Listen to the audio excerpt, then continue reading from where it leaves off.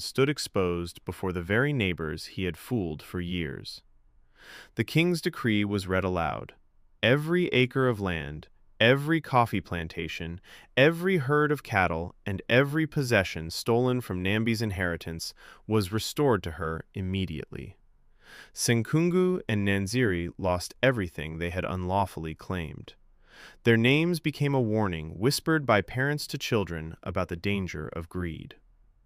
Many expected Nambi to demand severe punishment, remembering every beating, every insult, every hungry night she had endured. Instead, she stepped forward before the gathered crowd and spoke softly.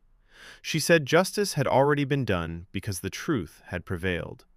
She asked only that her uncle and aunt be allowed to live in a modest home with enough land to feed themselves, but never again hold authority over what they had tried to steal. Even the king was moved by her mercy. Turning to the villagers, he declared that kingdoms endure not because of armies or wealth, but because people of integrity choose compassion when vengeance would be easier. In the years that followed, the restored lands in Masaka became schools, clinics, and farms that benefited countless families.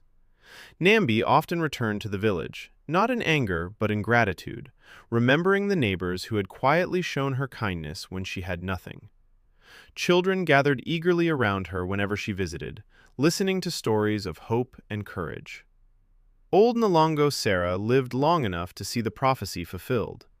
Smiling beneath the same fig tree where the suitors had once gathered, she whispered, "The road may twist through valleys of sorrow, but it always remembers where it is going." And so the orphan girl, whom many believed was destined to die in obscurity, became a queen beloved across kingdoms, while the man who had grasped at wealth with greedy hands discovered that stolen riches vanish like mist before the morning sun. Long after they were gone, storytellers across Uganda would tell of beautiful Nambi of Masaka and the prince who wore poverty like a cloak, reminding every generation that the truest measure of a person is not the clothes they wear, the cattle they own, or the titles they bear, but the goodness they carry in their hearts when no one is watching.